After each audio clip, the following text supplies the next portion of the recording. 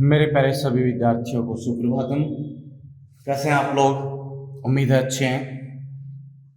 Chapter चल रहा है अपना सात का चैप्टर है विद्युत धारा के चुंबकीय प्रभाव। काफी बड़ा चैप्टर है, इसलिए काफी दिन हो गए इसको चलते हुए, लेकिन काफी इंपॉर्टेंट है। यहाँ से इस अकेले चैप्टर से 5 नंबर का क्वेश्चन अपने एग्जाम में आता है, तो काफी ध्यान से इसको पढ़ें और बीच में इसको छोड़े ना, कंटिन्यूअसली इसको याद रखेंगे। ठीक है, तो देखो, कल के क्लास में अपने साइक्लोट्रॉन पढ़ा था, बहुत ही महत्वपूर्ण टॉपिक था। ये जो आज जो टॉपिक पढ़ने जा रहे हैं ये भी काफ़ी महत्वपूर्ण है, बहुत बार एग्जाम में पूछा गया है। सिंपल सा टॉपिक है कि दो समांतर, क्वेश्चन आता है कि दो समांतर धारावाही चालक तारों के मध्य चुंबकीय बल का व्यंजक व्युत्पन्न करो। तो अपना आज का टॉपिक है दो समांतर धारावाही चालक तारों के मध्य चुंबकीय बल। कि कोई दो समांतर धारावाही चालक तार रखे हुए, उनके मध्य कैसे क्या बल लगेगा उसकी अपन गणना करेंगे। ठीक है, तो इसके लिए अपने को तारों की आवश्यकता होगी कि अपने पास कोई दो समांतर तार भी तो होने चाहिए। ठीक है, तो दो समांतर तार मान के चलें कि ये दो समांतर धारावाही चालक तार हैं, दिख रहे होंगे आपको। ठीक है, तारों को नाम दे रहा हूं मैं, एक तार है AB और एक तार है CD। दोनों की लंबाई जो है वो L है। L लंबाई के दो धारावाही चालक तार हैं, AB व CD। ठीक है, दोनों के मध्य की जो लंबवत दूरी है वो कितनी मानी? स्मॉल r है। तो जब इनमें धारा प्रवाहित होगी, तो ओरस्टेड ने कहा था कि अगर इसमें धारा प्रवाहित होती है तो इसके चारों ओर चुंबकीय क्षेत्र उत्पन्न होगा, और अगर इसमें धारा प्रवाहित होती है तो इसके चारों ओर चुंबकीय क्षेत्र उत्पन्न होगा। तो इसके चुंबकीय क्षेत्र में ये स्थित है और इसके चुंबकीय क्षेत्र में ये स्थित है, तो दोनों एक दूसरे पर बल आरोपित करेंगे। ठीक है, उसी बल को अपने को निकालना है। तो दोनों तारों में अगर धारा प्रवाहित होगी तभी तो बल होगा, तो अपन वो भी मान के चलते हैं कि तार AB में जो प्रवाहित धारा है वो है I1 और तार CD में प्रवाहित धारा है I2। दो कंडीशन हो सकती हैं इसमें। एक कंडीशन ये कि दोनों में प्रवाहित धारा की दिशा समान हो, देखो समान है। और दूसरी कंडीशन भी अपन लेके चलेंगे कि जब दोनों में प्रवाहित धारा की दिशा विपरीत हो, मीन्स एक में ऊपर है तो एक में नीचे की हो। ऐसे ही कागज के तल पर ये रखे हुए जैसे मैंने बना रखे हैं। ठीक है, अब देखो, इसमें धारा प्रवाहित हो रही है तो एक एक स्टेप समझेंगे ध्यान से। AB में I1 मान की धारा प्रवाहित हो रही है, तो इसके चारों ओर क्या उत्पन्न होगा? चुंबकीय क्षेत्र उत्पन्न होगा। क्या उत्पन्न होगा? चुंबकीय क्षेत्र। तो AB के कारण जो चुंबकीय क्षेत्र उत्पन्न हो रहा है उसको मैंने माना है B1। कितना माना है? B1। तो इसके चारों चुंबकीय क्षेत्र होगा तो एक रेडियस में होगा, तो मैंने माना कि इसकी R रेडियस, यही मान लो कि इस R रेडियस में क्या उत्पन्न हो रहा है? चुंबकीय क्षेत्र उत्पन्न हो रहा है। ये इसके चारों ओर चुंबकीय क्षेत्र उत्पन्न होगा। अब इस चुंबकीय क्षेत्र की दिशा कैसे? बड़े ही ध्यान से समझना। दिशा होगी दाएं हाथ के अंगूठे का नियम। देखो, ये तार ऐसे रखा हुआ है और तार को अपन ऐसे पकड़ रहे हैं, धारा की दिशा ऊपर की ओर ऐसे पकड़ें कि धारा की दिशा अंगूठे की दिशा में हो, तो मुड़ी हुई अंगुलियां चुंबकीय क्षेत्र को व्यक्त करती हैं। ऐसे मान लो मैं इसको ऊपर की तरफ रख रहा हूं, तो ऐसे मुड़ी हुई अंगुलियां चुंबकीय क्षेत्र को व्यक्त करेंगी। तो इस पॉइंट पर अंगुलियां कैसे मुड़ रही हैं? देखो, नीचे की तरफ कैसे मुड़ रही हैं? ऐसे तो जाएगा वर्ताकार, तो नीचे की तरफ मुड़ रही हैं। तो इस बिंदु पर चुंबकीय क्षेत्र की दिशा होगी, जैसे ऐसे ही रखा हुआ है तो कागज के तल के लंबवत अंदर की ओर, मींस नीचे की ओर, कागज के तल के लंबवत नीचे की ओर होगी। नीचे की ओर होगी तो नीचे की ओर के लिए डायरेक्शन मैंने ये रिप्रेजेंट कर दी, ये B1 है। वैसे अपने नीचे की ओर के लिए अपन क्या कह सकते हैं? ऐसे क्रॉस वाला साइन लगाते हैं, और ऊपर की ओर के लिए अपन ऐसे डॉट वाला साइन लगाते हैं। ठीक है, तो यहां पे अपन क्रॉस वाला साइन भी लगा सकते हैं। तो नीचे की ओर होगी। इतनी बात समझ में आई? दाएं हाथ के अंगूठे नियम से इस पॉइंट जो r दूरी पर रखा है, इस पॉइंट पर चुंबकीय क्षेत्र की तीव्रता की दिशा ऐसे घूमती हुई जाएंगी अंगुलियां और नीचे की तरफ जाएंगी, तभी तो वर्ताकार बनेगा।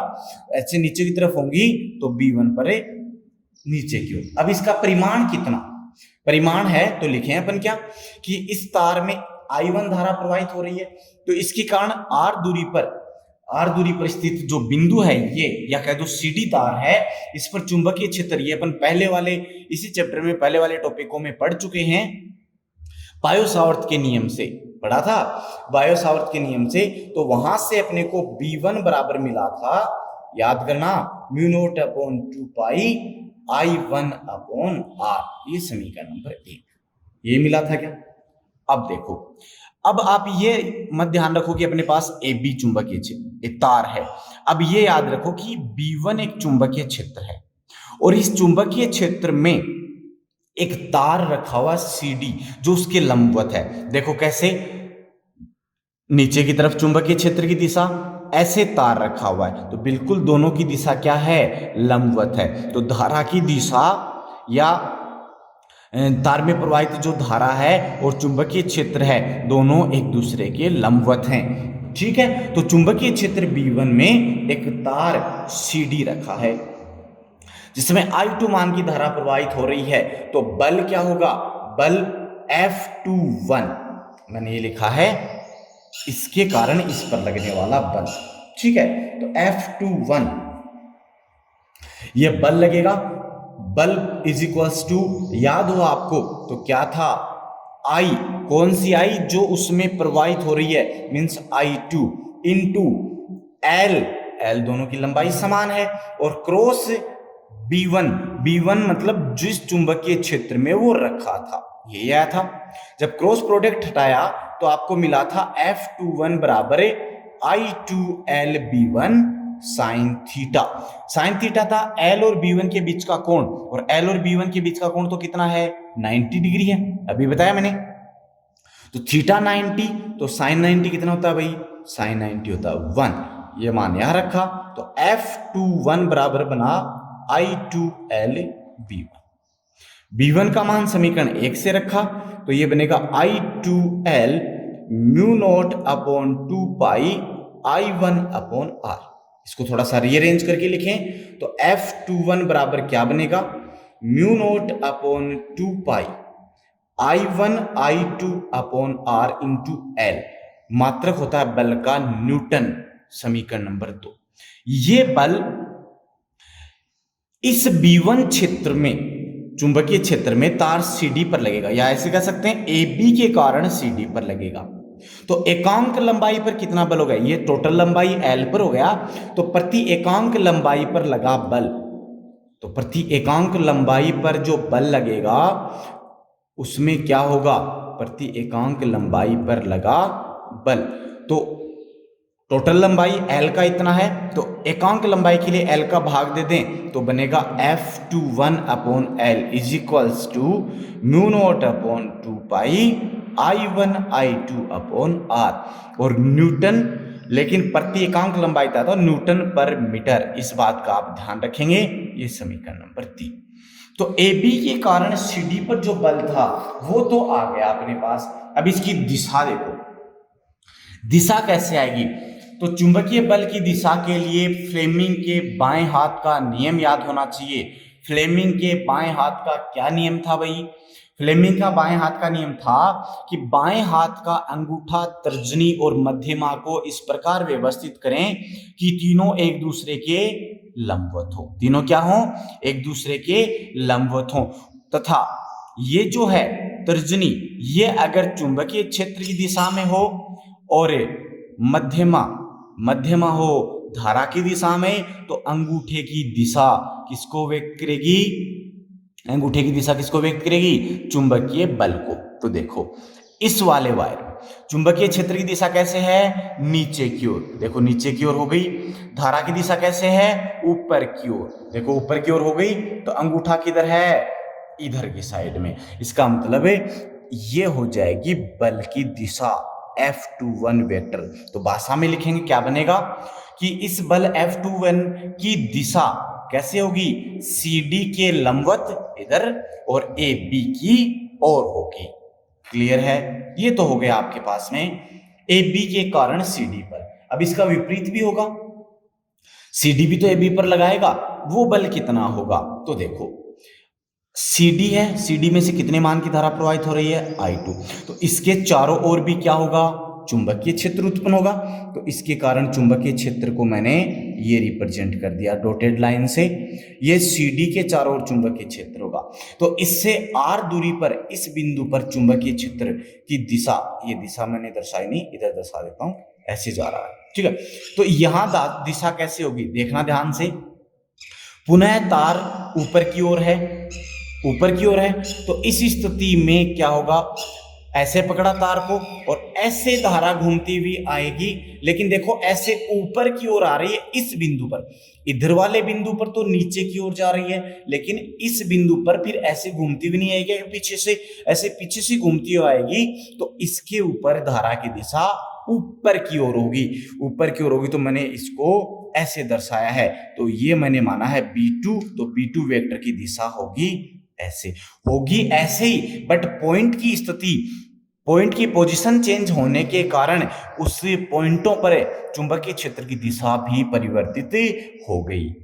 इस बिंदु पर निकालेंगे तो अभी भी नीचे की ओर होगी, लेकिन जब नीचे से ऐसे घूमती हुई तो आएगी ऊपर, तो इस बिंदु पर कैसे आएगी, ऊपर की ओर आएगी, ठीक है। तो B2 वेक्टर पर ऊपर की ओर होगी दिशा।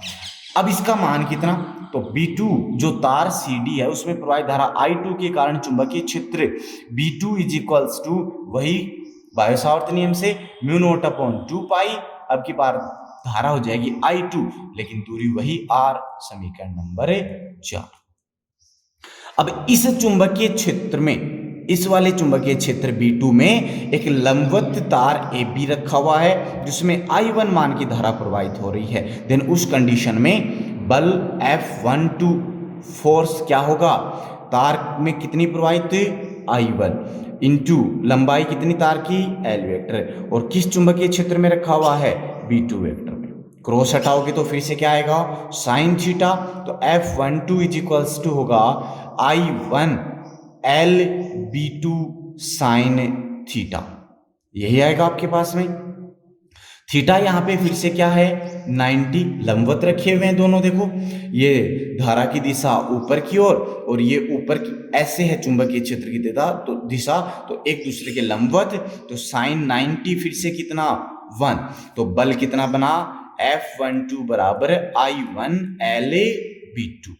B2 का मान समीकरण 4 से रखें तो क्या बनेगा, तो समीकरण बनेगा F12 बराबर बनेगा, क्या था आपके पास में, I1L, तो देखो I1L और गुणा में B2 का मान ये रहा μ0/2 पाई I2/R, तो लिखा अपने μ0/2 पाई I2/R। इसको फिर से रीअरेंज करके लिखेंगे तो F12 बराबर क्या बनेगा, F12 बराबर बनेगा μ0/2 पाई I1 I2/R, और बल का मात्रक न्यूटन। अब इस बल की बात कर रहा हूं मैं, तो इसके कारण भी अपन प्रत्येकांक लंबाई का निकालें, तो प्रत्येकांक लंबाई का निकालोगे तो उस कंडीशन में क्या होगा, तो उस कंडीशन में होगा F12/L, सॉरी L भी था, L का आपने भाग दिया तो बनेगा μ0/2 पाई I1 I2/R, और मात्रक होगा न्यूटन पर मीटर। ये समीकरण नंबर 5 ये आपके पास आ गई। तो ये आता है तार CD के कारण AB पर प्रत्येकांक लंबाई में लगा बल। क्लियर है, आप यहाँ पे एक कंडीशन अप्लाई करें क्या, अच्छा इसकी भी दिशा की अपन बात करेंगे, तो इसकी दिशा कैसे होगी, पुनः इधर चलते हैं, इसकी दिशा कैसे होगी, देखो चुंबकीय क्षेत्र की दिशा ऊपर की ओर, इसमें प्रवाहित धारा की दिशा इधर की ओर, तो बल की दिशा कैसे, पुनः बाएं हाथ का नियम फ्लेमिंग का ये था, तीनों को एक दूसरे के लंबवत रखा, ये चुंबकीय क्षेत्र की दिशा में ऊपर की ओर हो गया, ये धारा की दिशा में इधर हो गया, देखो ये ऊपर की ओर, ये इधर, तो अंगूठा किधर है, इधर की तरफ है, तो ये हो जाएगी दिशा किसकी, F12 वेक्टर की। तो डायरेक्शन कैसे हो गई, ए बी के लंबवत सी डी की ओर, ए बी के लंबवत कैसे हो गई, सी डी की ओर। तो ये धारा की दिशा होगी। क्लियर है। अब कंडीशन अप्लाई करूं मैं कि यदि दोनों तारों में प्रवाहित धारा की दिशा का परिमाण समान हो, मीन्स I1 बराबर I2 बराबर क्या हो, I, तो उस स्थिति में देखो समीकरण 5 और समीकरण 3 दोनों का परिमाण पहले से ऑलरेडी समान है, तो मैं कहूंगा कि दोनों के कारण लगने वाला बल F अपॉन L बराबर होगा म्यू नॉट अपॉन 2 पाई, ये भी I क्या बन गया, I स्क्वायर अपॉन R, और मात्रक होगा न्यूटन पर मीटर। तो दो समांतर धारावाही चालक तार रखे हैं, अगर दोनों में समान परिमाण की धारा प्रवाहित हो रही है, ठीक है, तो उस स्थिति में ये वाला दोनों की प्रत्येकांक लंबाई पर लगने वाला बल होगा। क्लियर है, ये आपके पास में बल आ जाता है। अब ये तो एक कंडीशन आई है, देखो जब दोनों में प्रवाहित धारा की दिशा क्या हो, समान हो, तो दोनों में बल कैसे लगा, देखो इसमें ये इसको इधर खींच रहा है, ये इसको इधर खींच रहा है, तो अर्थात दोनों में बल है वो आकर्षण प्रकृति का होता है। कैसा होता है, आकर्षण प्रकृति का। दूसरी कंडीशन लेके चल रहा हूं मैं, यदि दोनों में प्रवाहित धारा की दिशा विपरीत हो, ए बी वही तार लिए मैंने, सी डी दोनों में प्रवाहित धारा I1 और I2 है, लेकिन इस बार प्रवाहित धारा की दिशा विपरीत है। देखो इसमें I1 ऊपर जा रही है, तो इसमें I2 नीचे आ रही है। क्लियर है। चुंबकीय क्षेत्र पुनः है, इसके कारण कितना, B1, तो B1 की कैसे होगी दिशा, पुनः है अंगूठा, दाएं हाथ का अंगूठा नियम नीचे की ओर, तो इसमें होगी ये वाली डायरेक्शन किसकी, B1 वेक्टर की। अब इस पर लगने वाले बल की दिशा चेंज हो जाएगी, कैसे, देखो नीचे की ओर चुंबकीय क्षेत्र की दिशा, फ्लेमिंग का दाएं हाथ का नियम, नीचे की ओर हो गया। ये धारा की दिशा, तो धारा की दिशा आपकी बार देखो नीचे की ओर होगी ना, ये धारा की दिशा होगी, तो अंगूठा बाहर की ओर है, इसका मतलब ये जो बल लगा F21 वेक्टर ये इस साइड में लगेगा। ठीक है, हो गई बल की दिशा चेंज। अब वापस इस पे चलते हैं। CD में I2 मान की धारा प्रवाहित हो रही है, तो इसके कारण जो चुंबकीय क्षेत्र की दिशा है वो कैसे आएगी, चुंबकीय क्षेत्र की दिशा अब की बार देखो तार में धारा की दिशा नीचे की ओर, तो तार को अपन उल्टा ऐसे पकड़ेंगे, और ऐसे पकड़ेंगे तो इस बिंदु पर ऐसे अंगुलियां नीचे मुड़ेंगी, तो धारा की दिशा चुंबकीय क्षेत्र की दिशा कागज के तल के लंबवत नीचे की ओर, ये हो गई। ठीक है, तो इस प्रकार से नीचे पकड़ा था और ऐसे गया आपके पास में, ऐसे गया जाएगा, तो ये हो जाएगी दिशा, अब की बार विपरीत हो गई, देखो दिशा। ठीक है, और नीचे की ओर हो गई, तो अब देखो कैसे आएगी, पुनः अपन फ्लेमिंग का बाएं हाथ का नियम चले, ये फ्लेमिंग का बाएं हाथ का नियम, चुंबकीय क्षेत्र नीचे की ओर हो गया, धारा की दिशा ऊपर की ओर हो गई, तो अंगूठा बाहर की ओर है, इसका मतलब ये डायरेक्शन किसकी होगी, F12 वेक्टर की। तो जब दोनों में धारा की दिशा विपरीत है, तो आप आसानी से देख सकते हो दोनों के मध्य लगने वाला बल, इसमें इधर है, इसमें इधर है, दोनों में कैसे हो गई, विपरीत हो गई। कैसे हो गई, विपरीत। तो यहां से एक रिजल्ट आया है कि जब दोनों में प्रवाहित धारा की दिशा समान हो, तब तो क्या होगा, उनमें लगने वाला बल आकर्षण प्रकृति का होगा, और यदि दोनों में प्रवाहित धारा की दिशा विपरीत हो, तो लगने वाला बल प्रतिकर्षण प्रकृति का होगा। क्लियर है। तो ये आपके पास में रिजल्ट यहां से देखने को मिलते हैं। अब यहां से एक बहुत ही इंपॉर्टेंट परिभाषा आती है, मानक एम्पियर की परिभाषा, बहुत ही इंपॉर्टेंट डेफिनेशन आएगी, मानक एम्पियर की परिभाषा। तो नेक्स्ट है मानक एम्पियर की परिभाषा, देखो क्या होगी, इसी का यूज करेंगे अपन। 11th क्लास में वैसे आपने पढ़ी भी है, फिर से एक बार बता देते हैं। मानक एम्पियर की परिभाषा क्या होगी कि दो तार हैं अपने पास में, लंबे समांतर रखे हुए हैं, तो इनके मध्य प्रत्येकांक लंबाई पर लगने वाला बल यहां से क्या होगा, F/L बराबर mu not upon 2 pi I1 I2 upon R Newton पर मीटर, यही होगा। ये बल अपन जानते हैं। अब इसमें मैं कंडीशन अप्लाई करूं कि यदि I1 बराबर क्या हो, I2, और वो भी कितना, 1 एम्पियर।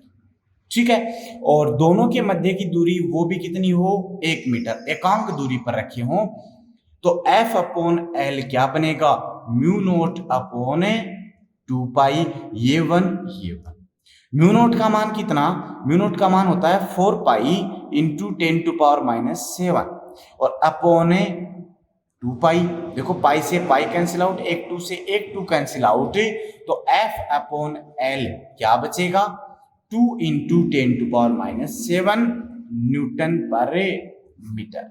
और यहीं से डेफिनेशन बन जाती है कि यदि दो समांतर धारावाही चालक तार एकांक दूरी पर स्थित हैं और दोनों में एकांक दूरी पर स्थित हैं, तो दोनों के मध्य प्रति एकांक लंबाई पर लगने वाला बल 2 × 10⁻⁷ न्यूटन पर मीटर हो, तो दोनों चालकों में प्रवाहित धारा का मान 1 एम्पियर होगा। ठीक है, इस प्रकार से इसकी डेफिनेशन बना सकते हो। या दूसरी तरीके से इसकी डेफिनेशन क्या बनेगी कि 1 एम्पियर विद्युत धारा वह धारा है जो निर्वात में 1 मीटर दूरी पर रखे सीधे धारावाही चालक तारों की प्रति एकांक लंबाई, ये रहा आपके पास में देखो F अपॉन L, प्रति एकांक लंबाई पर 2 × 10⁻⁷ न्यूटन प्रति मीटर का बल उत्पन्न करते। 1 एम्पियर की धारा वह धारा है जो निर्वात में एकांक दूरी या 1 मीटर की दूरी पर स्थित सीधे धारावाही की प्रति मीटर लंबाई पर 2 × 10⁻⁷ न्यूटन पर मीटर का बल उत्पन्न करते। क्लियर है, ये आपके पास में क्या होता है, 1 एम्पियर की परिभाषा, मानक परिभाषा। तो ये बड़ी इंपॉर्टेंट है और ये टॉपिक भी बहुत इंपॉर्टेंट है, तो इसको बड़े ही ध्यान से आप पढ़ेंगे। ठीक है, जो भी इससे संबंधित डाउट्स हैं उनको आप क्लियर करेंगे। ओके, तो ये आप लोगों का आज का टॉपिक कंप्लीट हुआ।